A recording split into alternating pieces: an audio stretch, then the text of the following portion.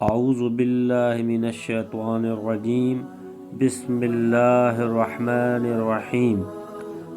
عبد الملک بن عمیر رحمۃ اللہ علیہ حضور اکرم صلی اللہ علیہ وآلہ وسلم کا ارشاد نقل کرتے ہیں کہ سورہ فاتحہ میں ہر بیماری سے شفا ہے۔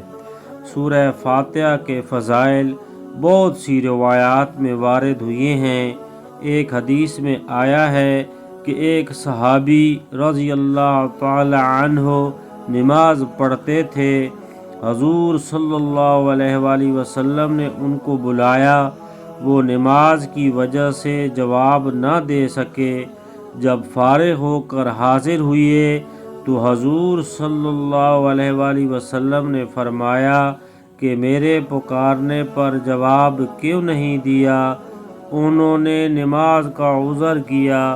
حضور صلی اللہ علیہ وآلہ وسلم نے فرمایا کہ قرآن شریف کی آیت میں نہیں پڑھا یا ایھا الذین آمنوا استجیبوا للہ وللرسول اذا دعاکم، سورہ الانفال۔ اے ایمان والو، اللہ اور اس کے رسول کی پکار کا جواب دو جب بھی وہ تم کو بلائیں۔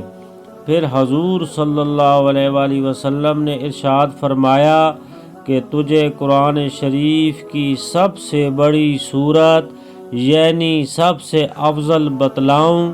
پھر حضور صلی اللہ علیہ وآلہ وسلم نے ارشاد فرمایا کہ وہ الحمد کی 7 آیتیں ہیں، یہ 7 مثانی ہیں اور قرآن عظیم۔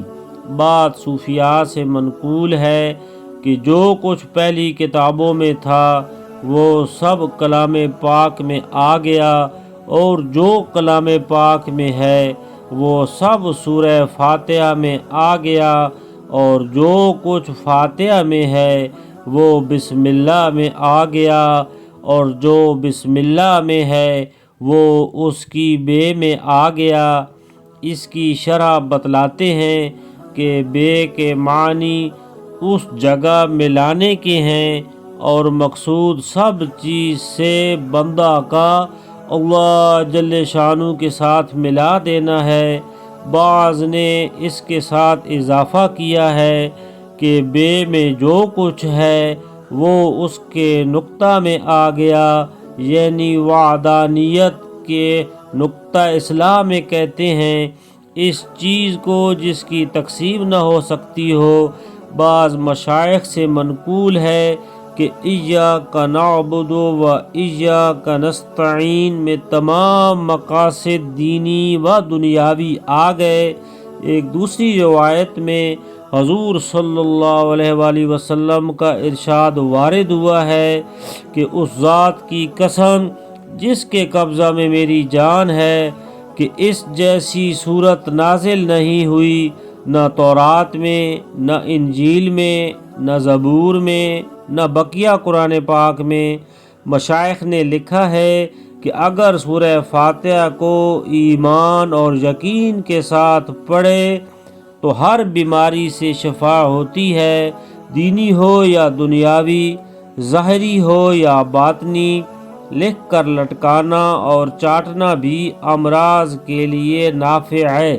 صحاح کی کتابوں میں وارد ہے کہ صحابہ رضی اللہ تعالی عنہ نے سانپ، بچھو کے کاٹے ہوئوں پر اور مرغی والوں پر اور دیوانوں پر سورہ فاتحہ پڑھ کر دم کیا، اور حضور صلی اللہ علیہ وآلہ وسلم نے اس سورت کو دم فرمایا، اور یہ سورت پڑھ کر لعاب دہن درد کی جگہ لگایا۔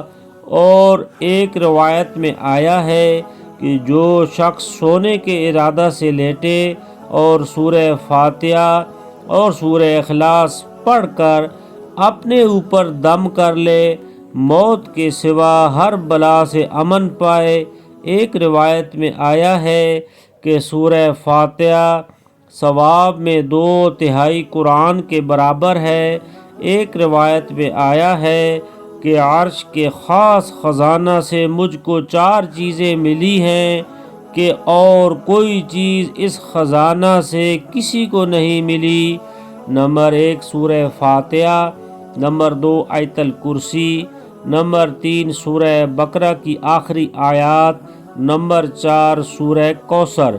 ایک روایت میں آیا ہے کہ حسن بصری رحمۃ اللہ علیہ حضور صلی اللہ علیہ وآلہ وسلم سے نقل کرتے ہیں کہ جس نے سورہ فاتحہ کو پڑھا اس نے گویا تورات، انجیل، زبور اور قرآن شریف کو پڑھا۔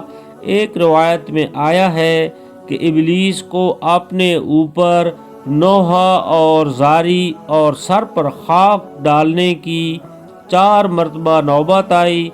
اول جب کہ اس پر لعنت ہوئی، دوسری جب کہ اس کو آسمان سے زمین پر ڈالا گیا، تیسرے جب کہ حضور اکرم صلی اللہ علیہ وسلم کی نبوت ملی، چوتھے جب کہ سورہ فاتحہ نازل ہوئی۔